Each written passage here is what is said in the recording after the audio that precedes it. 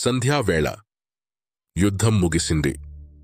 కర్ణుని శరీరం రణరంధ్రంలో ఉంది. సూర్యుడు అస్తమిస్తున్నాడు. కర్ణుని ముఖంపై కాంతి ప్రకాశిస్తుంది. అర్జునుడు రథం నుంచి దిగుతాడు కలవరంతో. కృష్ణుడు అతని వెనుక నిలుస్తాడు. కృష్ణ, ఇతను పతితుడిలా లేడు. ఇది ధర్మమా? అర్జునా, నీ బాణం ధర్మం నడిపింది. కర్ణుడు యోధుడిగా మరణించాడు. కానీ కృష్ణ, ఆయన చేతులు రథచక్రంలో ఉండగా దాడి చేశాను.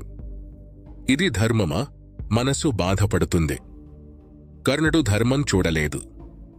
అతని కర్మ తిరిగి వచ్చింది. అతను ప్రశాంతంగా ఉన్నాడు.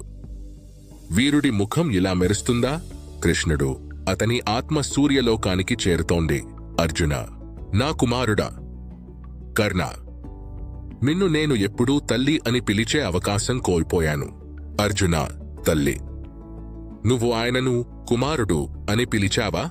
కుంతి, అవును అర్జున. కర్ణుడు, నీ అన్నయ్య. అన్నయ్య, నేను నా రక్తాన్ని గాయపరిచానా? ఈ యుద్ధం మనల్ని మార్చింది కృష్ణ. కృష్ణుడు, ఇది నియతి.